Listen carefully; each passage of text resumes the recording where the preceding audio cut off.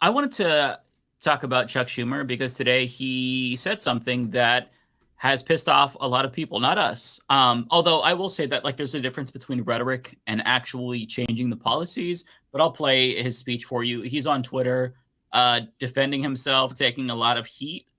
But here's what he said. This is about Netanyahu in particular. I have known Prime Minister Netanyahu for a very long time. While we have vehemently disagreed on many occasions, I will always respect his extraordinary bravery for Israel on the battlefield as a younger man. I believe in his heart he has his highest priority is the security of Israel. However, I also believe Prime Minister Netanyahu has lost his way by allowing his political survival to take the precedence over the best. He had it before. Yeah. He has put himself in coalition with far-right extremists like Ministers Smotrich and Ben-Gvir. And as a result, he has been too willing to tolerate the civilian toll in Gaza, which is pushing support for Israel worldwide to historic lows. Israel cannot survive if it becomes a pariah.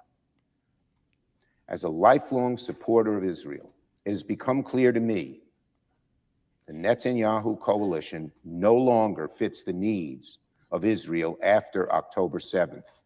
The world has changed radically since then, and the Israeli people are being stifled right now by a governing vision that is stuck in the past.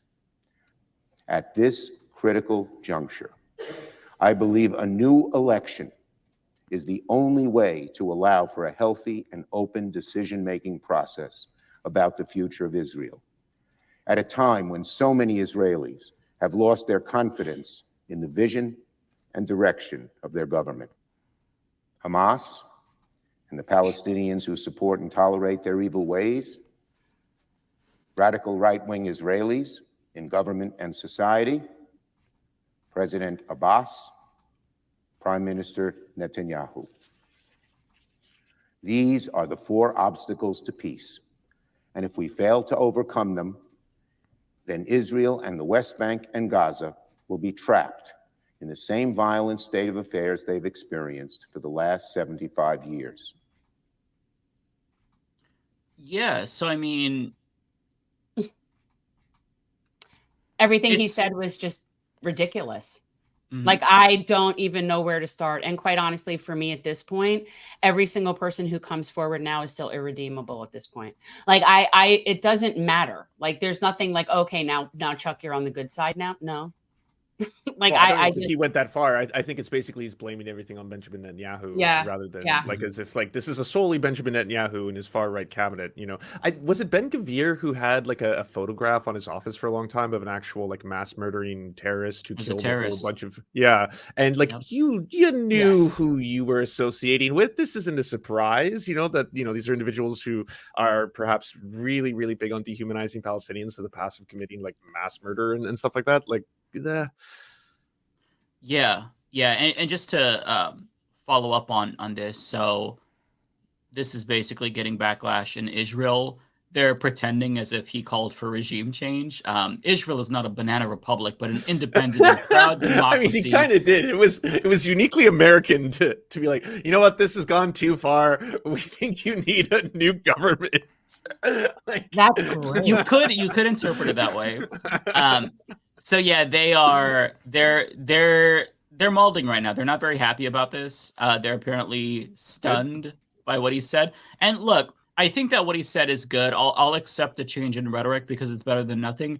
But if you continue to support the continual supplying of weapons, it really doesn't make a difference. You could say what you want. I mean, what was it last weekend? Joe Biden said that Rafah was a red line, but then said he'd never cut off weapons to Israel in the same sentence. And then the next day, in a different interview, Netanyahu was like, I'm going to go into Gaza also. No two-state solution. So, I mean, like, if there's no accountability, your words don't really hold any weight, you know?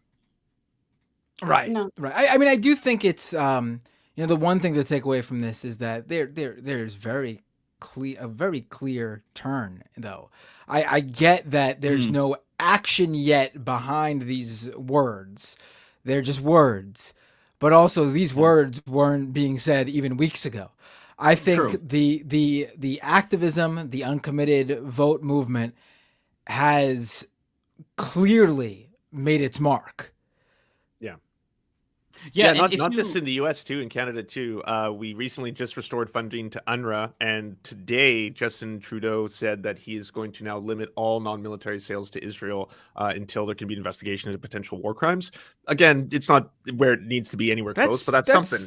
That's a major thing for Canada. Canada's a massive Israeli and U.S. ally. We are completely dependent on the U.S. military to do whatever we want, in terms of being assholes globally. So, right. Yeah. Right. There still hasn't been any. The UNRWA thing is still unbelievable to me. How these allegations were made by Israel. U.S. pulls funding, then the EU pulls, Canada pulls, all our allies Australia, pull funding. Everyone. We wait for Israel. UN waits for Israel to bring about the evidence, or to just even officially make these claims with where they're getting them from. They wait. They're never provided them.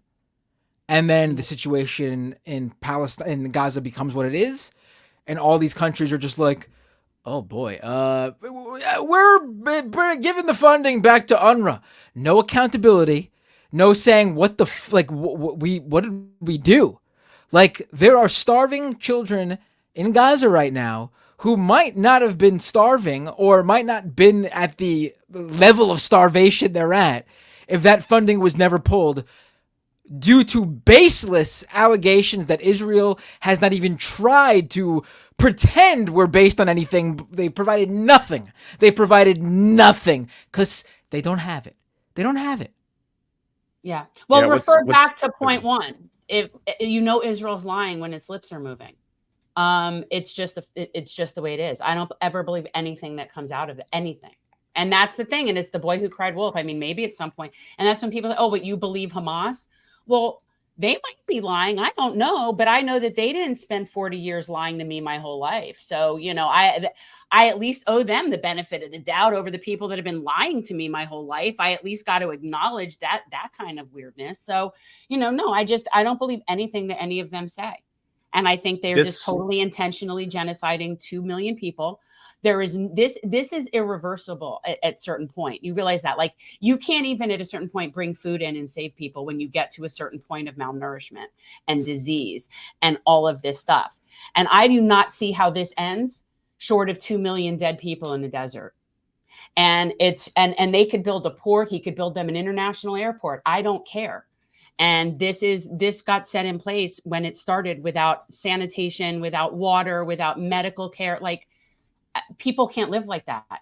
There's women giving birth like this. There's women that they don't have anything for their menstrual cycles. Like, this is a disgusting mess. And I don't think at this point, dropping aid from parachutes or any, like, what are they talking about? Like, they're talking about Israeli government who, like, we're so far past that with this.